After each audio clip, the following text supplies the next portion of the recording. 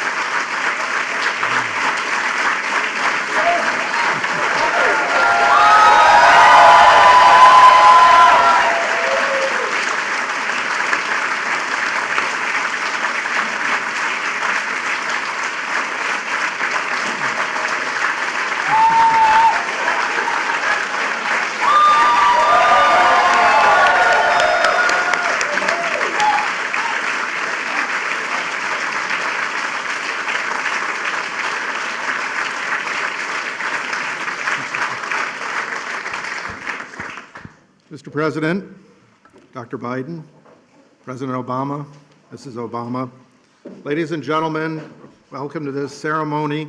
I'm John Rogers, the chairman of the White House Historical Association, and on behalf of the women and men of the association, I'm thrilled to celebrate with all of you the presentation of two magnificent American portraits today to honor and commemorate the indelible legacy of our 44th President and First Lady.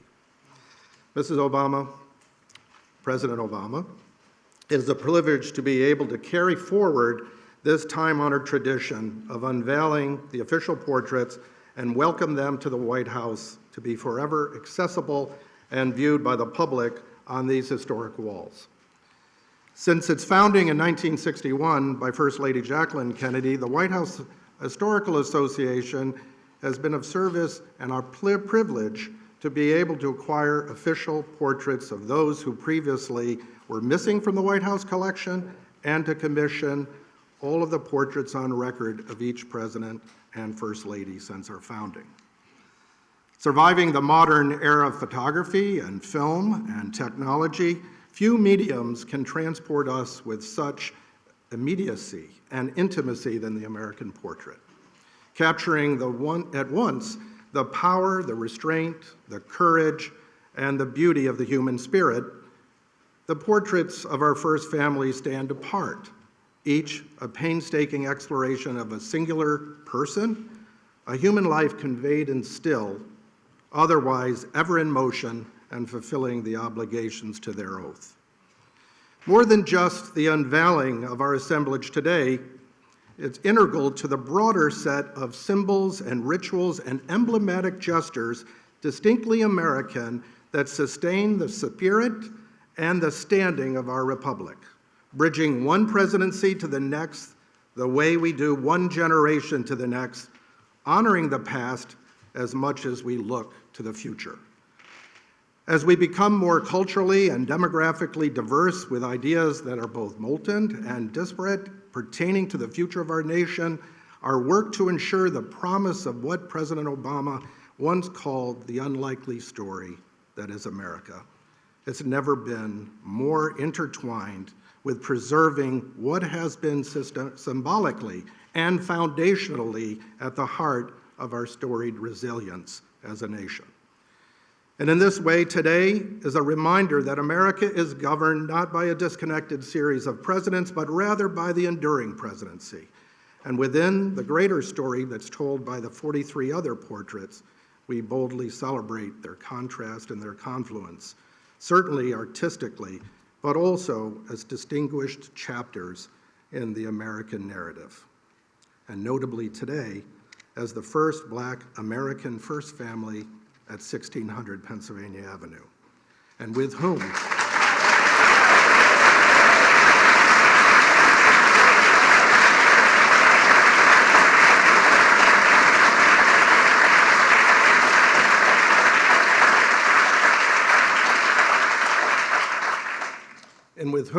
we shared the joy of watching your wonderful daughters grow up here and come of age. Mrs. Obama, we thank you for your advocacy on behalf of this House and for making it possible for visitors to take pictures of these magnificent portraits among the other historic artifacts throughout the White House. I had the personal privilege of being with you and your mom when we inducted your inaugural gown into the Smithsonian collection. And may I say that the beauty of that white chiffon gown is only exceeded by the woman who wore it, and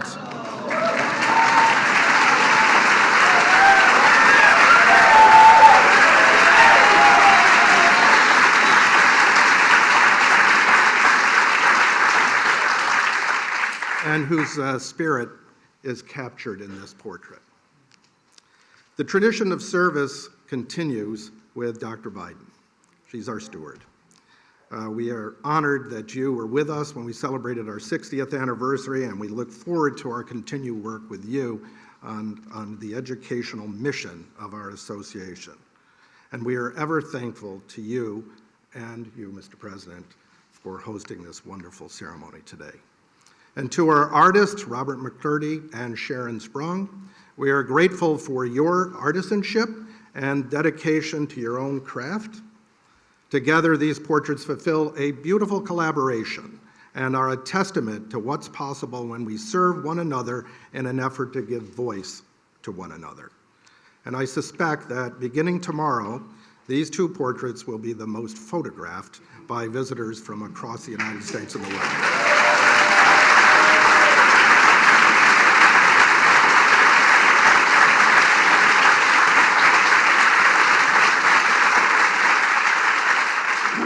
And it's now my pleasure to introduce an admirer of great institutions and national treasures, the President of the United States of America.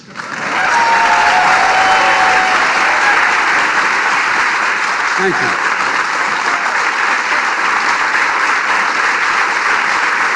Thank you, thank you, thank you.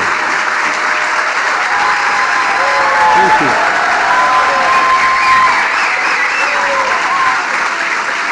That was great. Thank you all very much, please.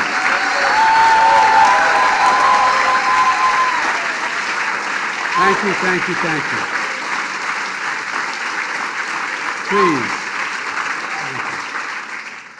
Thank you, John Rogers and the White House Historical Society. Barack and Michelle, welcome home. Welcome home. Jill and I and Kamala and Doug are honored to host you and so many friends who have been part of this incredible journey. It includes members of your cabinet and staff, some of whom were foolish enough to come work with me. And there's someone else that I'd like to acknowledge tonight, Mrs. Robinson. This is your house as well.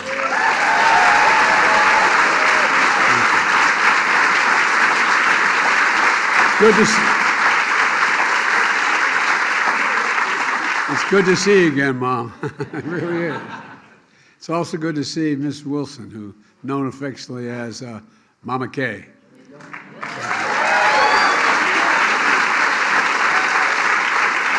One of your best friends, and Malia and Sasha's godmother.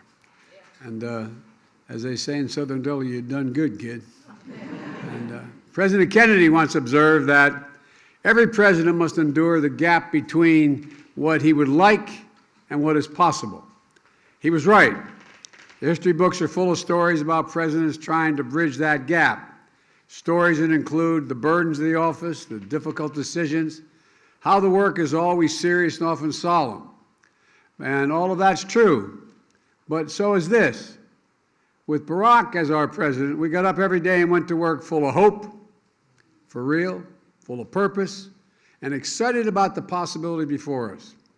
There are few people I've ever known with more integrity, decency, and moral courage than Barack Obama.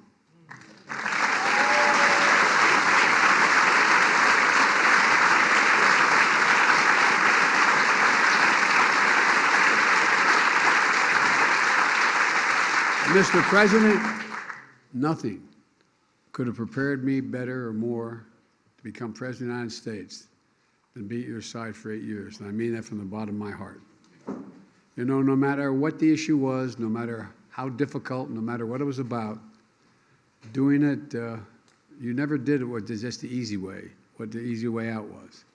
It was never about doing it that way. It was always about doing what was right, literally. You know, just go down the list of historic presidencies. He never gave up on the simple truth that health care was a right for all Americans. When so many were telling him, including me at one point, take the compromise, take a compromise. We weren't sure we could get anything done on ACA. Think about the compromise. You refused. You went big. And now the Affordable Care Act is there permanently, and it's even being improved on.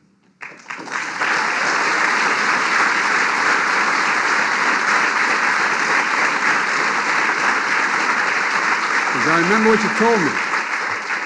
So how can I look those people in the eye and leave anybody behind? You weren't about to do that. You know, his Recovery Act brought America back from a great recession. The auto rescue protected an iconic industry that represents the nation's heart and soul. And there were a whole lot of people, some maybe even in this room, that were telling you we should let the industry go bankrupt. We should let it go. But you wouldn't. You persisted. You insisted. And I remember our conversations. And I'm proud. I'm proud we stood together and wouldn't let that happen. You bet on the American worker. You believed in the American worker. Even though he knew it would be controversial, you stood up for hundreds of thousands of dreamers who only know America as their home. It always boggles my mind that I always can't understand that a 3-year-old kid's going to say, no, Mom, leave me on this side of the Rio Grande. You go ahead and go. I'm serious. So they could stay and contribute, and they've contributed incredibly. Their talents, and it's a great generation they represent. I can go on and defend that you've done, expanding civil rights, issue the clarion call on the climate crisis, helped us find that amazing grace, even in darkness. In countless hours, over countless meetings, under intense pressure, we always knew Barack Obama. We always knew what you'd do, what you thought was right, even if it was going to cost you politically. You know, we trusted him, all of you in this room. We believed in him, and we counted on him. And I still do. And I still do. And folks,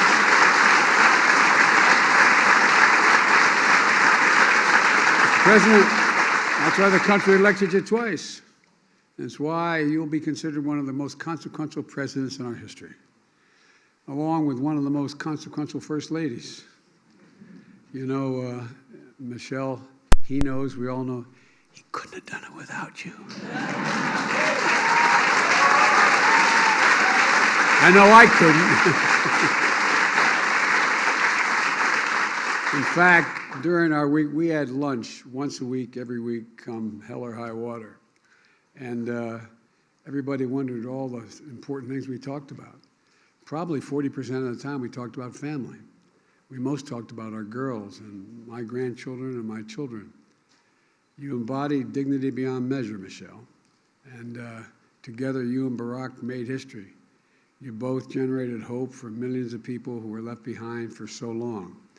And it matters. You both did it with such grace and such class.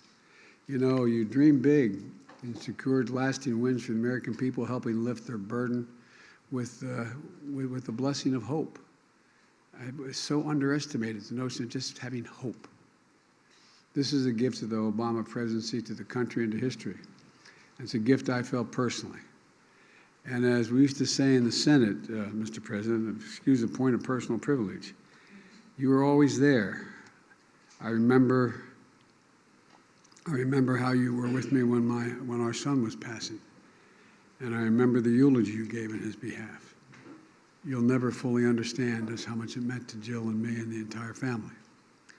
I always remember that night we accepted the nomination in Denver. My granddaughter Finnegan, who's a great friend of your daughter's, came up to our room, and said, "Pop, can we move the beds out of my room?" And I said, "Why do you want to move the beds out of your room?" He said, "Well, so her two sisters and Malia and Sasha, we could all get sleeping bags and lie on the floor and sleep together and watch the convention on the floor." That image of them all together will stay with me forever.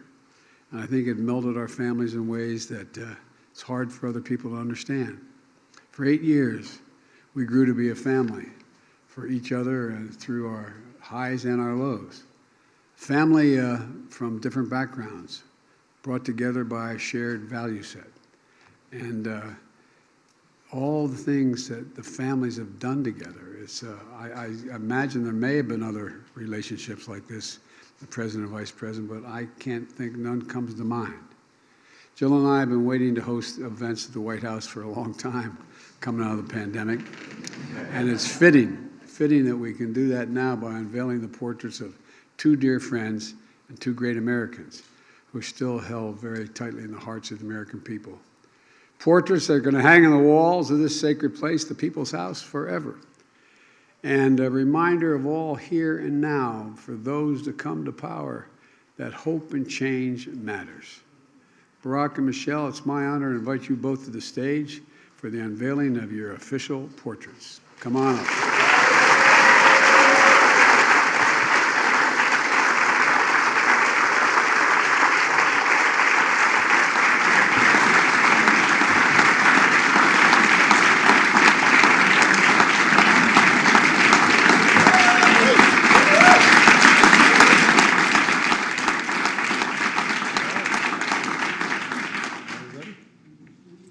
Yes? Okay. There we go.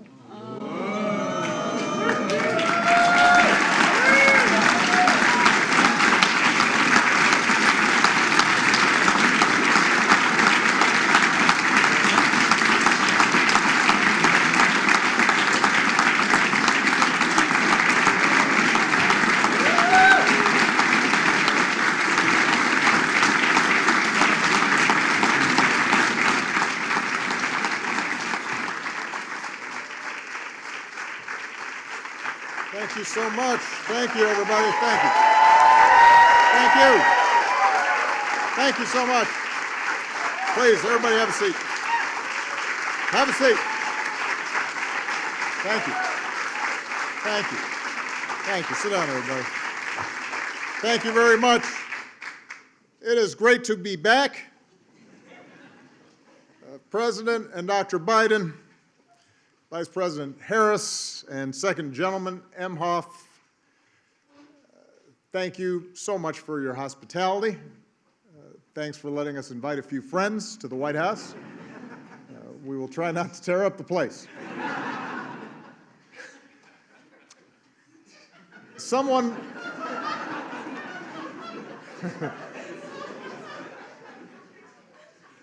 once said that if you're looking for a friend in Washington, get a dog. Our family was lucky enough to have two wonderful dogs. But I was even luckier to have a chance to spend 8 years working day and night with a man who became a true partner and a true friend. Joe, it is now America's good fortune to have you as president. You've guided us.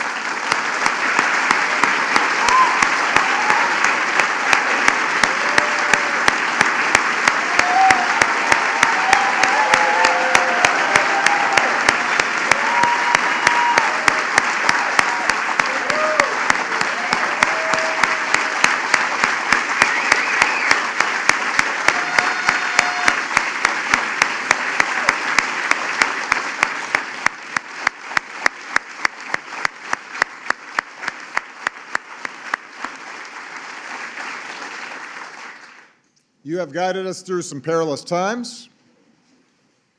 You've built on and gone beyond the work we all did together to expand health care, to fight climate change, to advance social justice, and to promote economic fairness.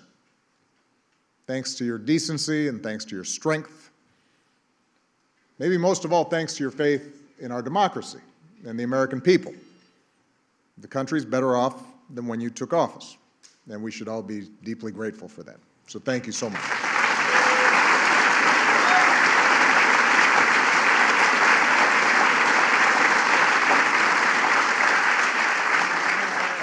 To all the former Obama-Biden staffers who are here in person, some of you are watching at home, thank you for being a part of this. When people ask me what I miss most about the White House years, it is not Air Force One that I talk about, although I miss Air Force One.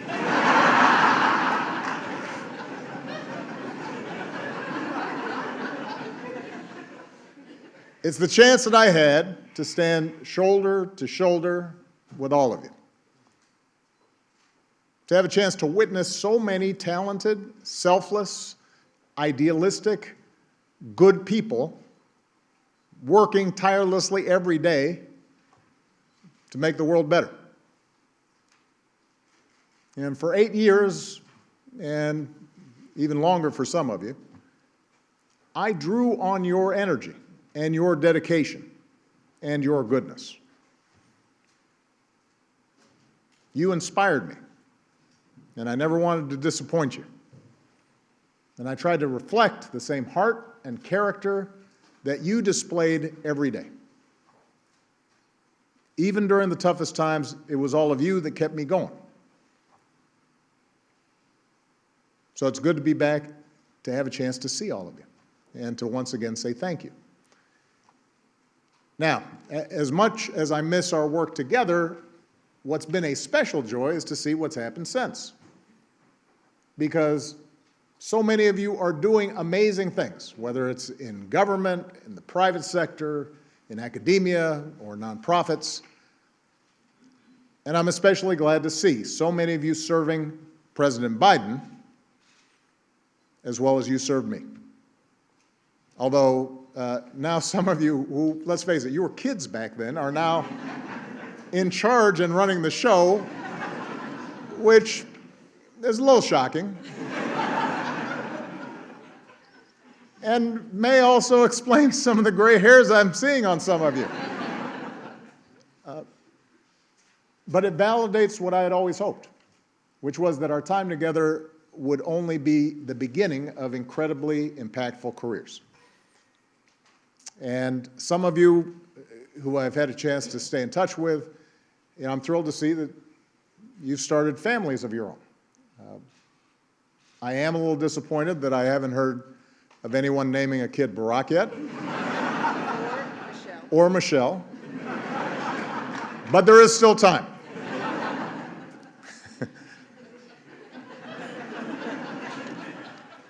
Finally, I want to say a special thanks to the White House staff.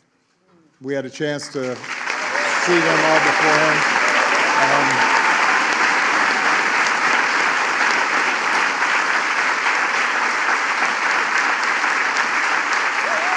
Yes. Yeah.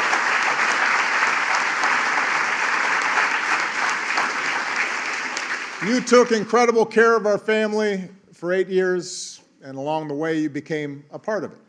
And we have not ever forgotten the kindness that you showed us. Now, when Michelle and I had our portraits unveiled at the National Portrait Gallery a few years back, I said that as far as I could tell, no one in my family tree had ever sat for a portrait before. I certainly had not. And now all of a sudden we've done it twice. But these portraits have a special significance because, as Joe mentioned, they will hang in the White House alongside portraits of other presidents and first ladies dating back to George and Martha. So it was important to find the right people to paint them. I want to thank Sharon Sprung for capturing everything I love about Michelle. Her grace, her intelligence, and the fact that she's fine.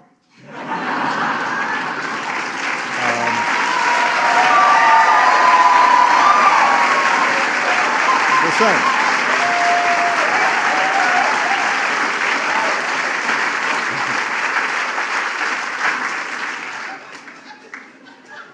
She is. Her portrait is stunning. And I want to thank Robert McCurdy for taking on a much more difficult subject and doing a fantastic job with mine.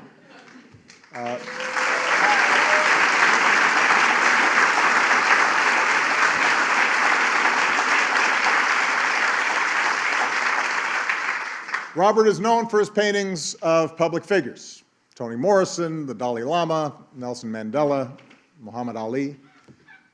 But what I love about Robert's work is that he paints people exactly the way they are, for better or worse. He captures every wrinkle on your face, every crease in your shirt. You'll note that he refused to hide any of my gray hairs, refused my request to make my ears smaller.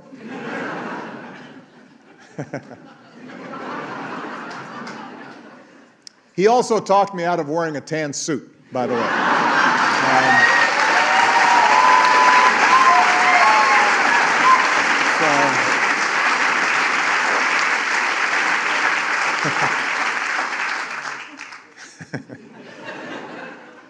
His work is so precise that at first glance it looks like a photograph. And Robert also paints his subjects looking straight ahead.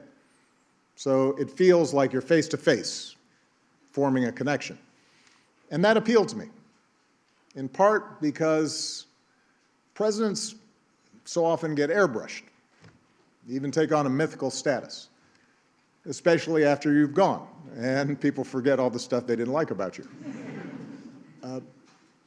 But what you realize when you're sitting behind that desk, and what I want people to remember about Michelle and me, is that presidents and first ladies are human beings like everyone else. We have our gifts, we have our flaws. You've all experienced mine. We have good days and bad days. We feel the same joy and sadness, frustration and hope. And while it takes a certain amount of self-confidence to be president, there are nights where we lie awake wondering if this or that decision was the right one. I've always described the presidency as a relay race. You take the baton from someone, you run your leg as hard and as well as you can, and then you hand it off to someone else, knowing that your work will be incomplete. The portraits hanging in the White House chronicle the runners in that race, each of us tasked with trying to bring the country we love closer to its highest aspirations. And when future generations walk these halls and look up at these portraits, I hope they get a better, honest sense of who Michelle and I were. And I hope they leave with a deeper understanding that if we could make it here, maybe they can too. They can do remarkable things too. Now, it is my pleasure to introduce someone who needs no introduction. Michelle was the best thing about living in the White House, and let me tell you, the pastry chefs here deliver delicious pies on request. So that is saying something.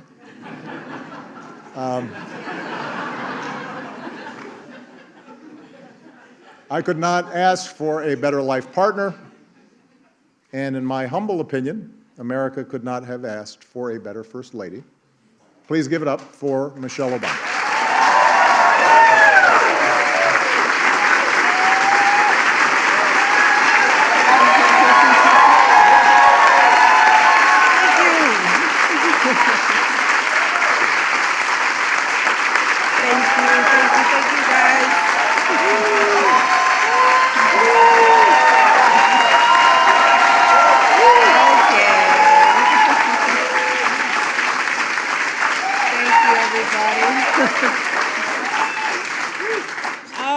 Let me thank my husband, first of all, for such spicy remarks.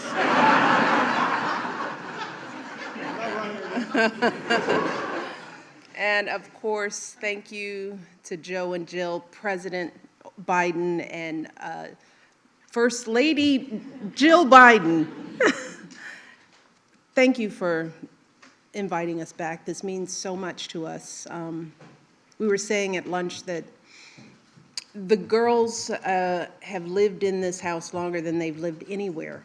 And so this, as odd of a home as this can be, as wonderful as it can be, it is a special place because we raised our girls here. And it means so much to come back to friends and to be able to spend time talking about our girls. And so I am grateful to both of you for the work that you're doing, the love that you're showing us, our staff, and the work that you're doing for this country. Thank you so much.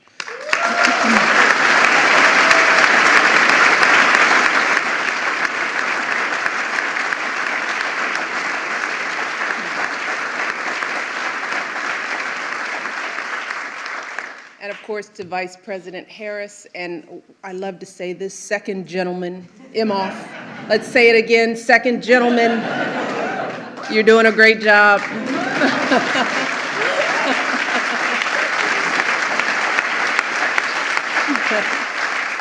Thank you for joining us today. And I can't go any further without, of course, acknowledging all of the amazing staff, friends. You're more than staff, you're friends, you're family to us, particularly the people who've been part of my team over the years. I don't have time to name everyone, thank goodness. But you all know who you are, from the campaign to the White House to today.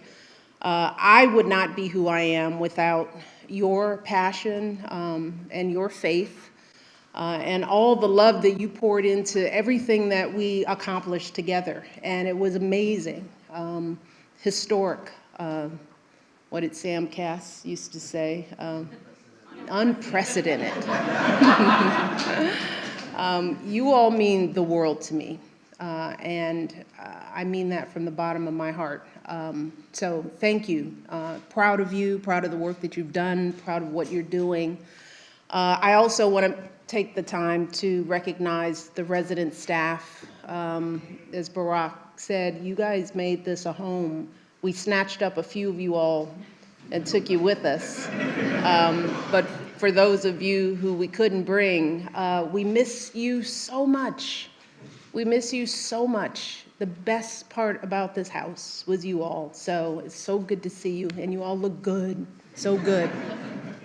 I'd also like to recognize Stuart McLaurin, of course, John Rogers. It's been amazing working with you all over the years. I have to recognize Bill Allman, who has been fabulous to work with over the years.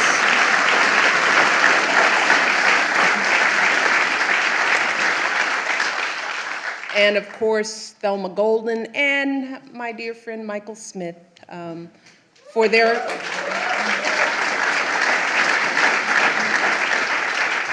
we are where we are because of their comprehensive and rigorous work to identify these incredible artists. And that brings me to our artist, of course, Robert McCurdy, who, you did a good job. did a good job. But I got to spend a lot of time with Sharon Sprung. And Sharon now joins a small but mighty group of women who've painted an official portrait here at the White House.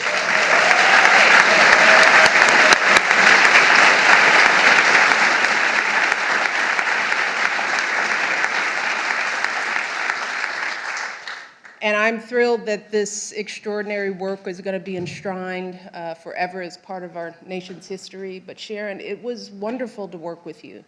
You are a true spirit. That's one of the reasons why we connected. Your work is phenomenal, but it was your essence, your soul, the way you saw me, the way we interacted, and it shows in this beautiful work. So thank you for your brilliance, your artistry, and your patience in this process. I remember I went to see the work in Brooklyn, and poor Sharon, because no one is supposed to know who the artists are, so her studio is her home. And so she had this peace in her home. You couldn't have guests over. You were frightened that it would get out. You just wanted it out of your space. And every year I thought about, she must be going crazy. So thank you so much. Let's give them both a round of applause.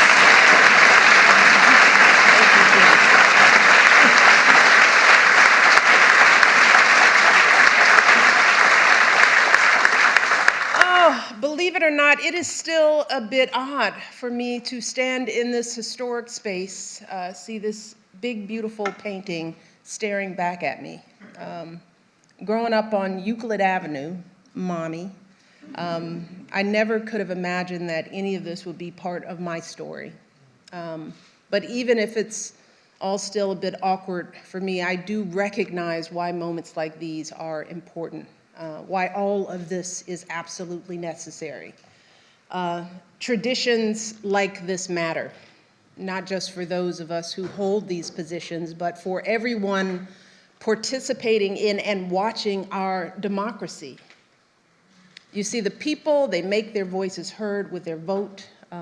We hold an inauguration to ensure a peaceful transition of power. Those of us lucky enough to serve, work, as Barack said, as hard as we can for as long as we can, as long as the people choose to keep us here.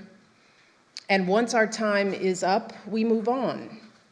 And all that remains in this hallowed place are our good efforts and these portraits, portraits that connect our history to the present day, portraits that hang here as history continues to be made. So for me, this day is not just about what has happened, it's also about what could happen.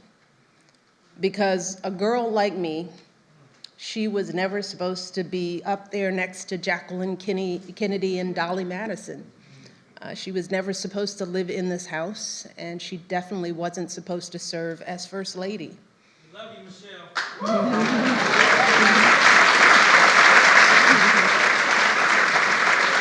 Love you back.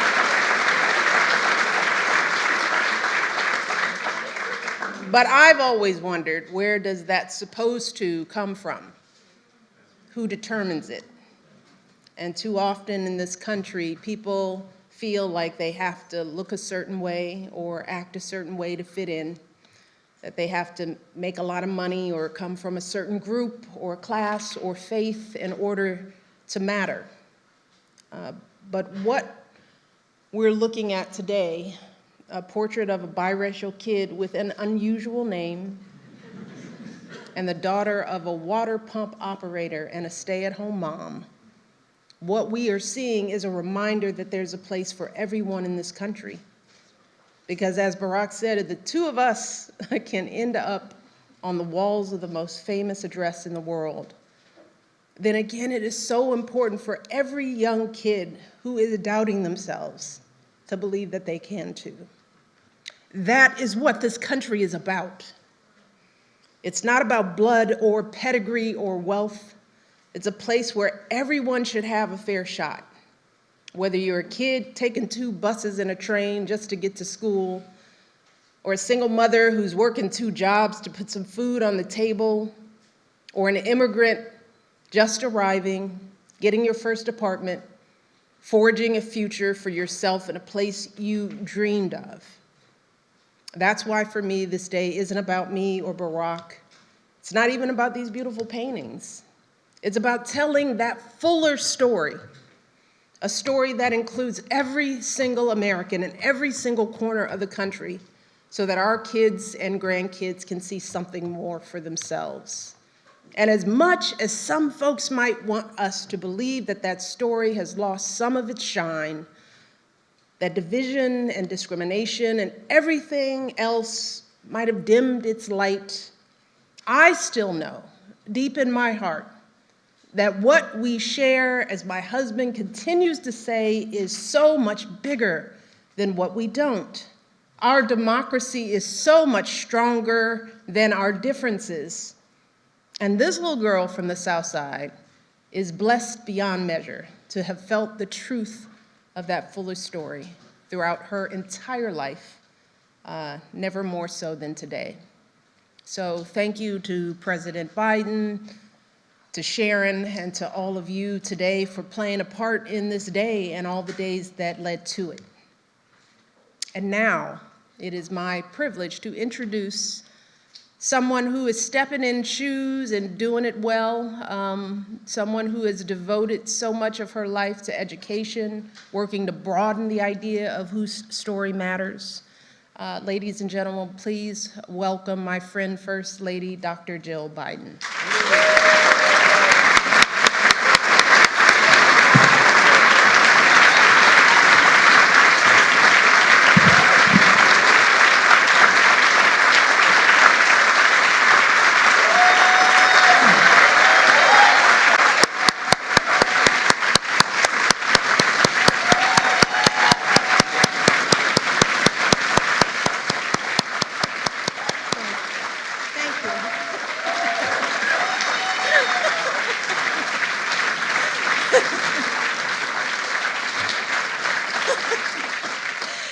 Joe, honestly, everybody stood but Joe.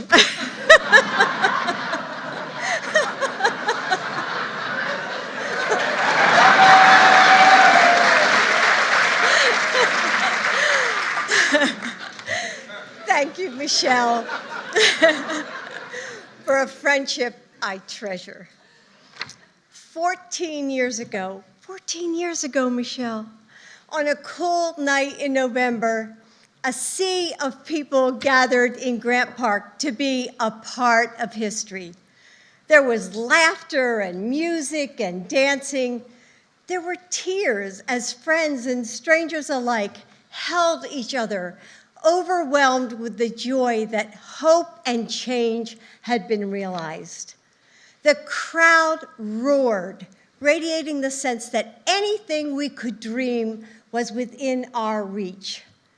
But at the heart of that enormous moment was a family. 2 little girls who would grow up exploring the secret halls and hideaways of the White House.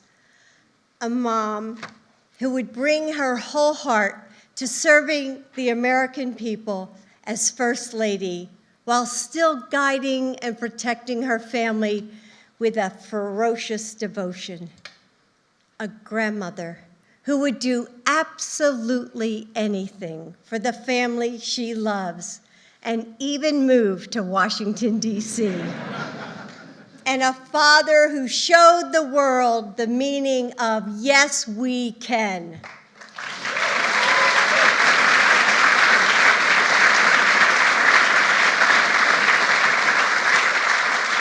For Joe and me and our entire family, standing on that stage next to you was like waking up in a new world, a place where, with hard work, anything was possible. And it wasn't just the Bidens. So many of you were also there. You remember how it felt. It was magic, wasn't it? That night, your family connected us all. And our family, the Obama-Biden team, every one of you who were fired up and ready to go, together, we changed the course of this country forever. And when I look at these portraits, I see family. Your family, the family we all built, and the families across America that we served together. I see love, joy, and fellowship, and we are honored to hang them today and share them with the world. So thank you for being with us. And now please join us in the State Dining Room for a reception. Thank you for being here. Ladies and gentlemen, please remain in your